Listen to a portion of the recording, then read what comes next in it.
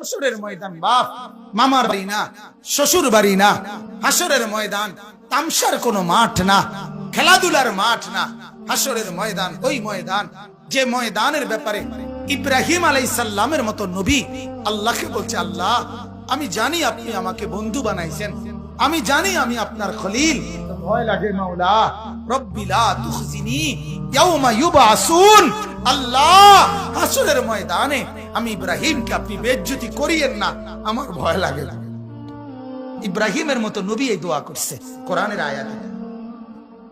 হাদিসের মধ্যে আছে মুসা নবীর মতো নবী আল্লাহর কাছে হাসরের ময়দানের ব্যাপারে বলছে, আল্লাহ হাসরের মাঠে লা আসআলুকা লিয়াউমা উম্মি ওয়ালা উখতি, আমি আমার মাকে চাই না, আমি আমার বোনকে চাই না, বাল আসআলুকা লিয়াউমা নাফসি, আমি মুসা কেবল আমাকে বাঁচাইতে চাই, আমাকে বাঁচাইতে চাই।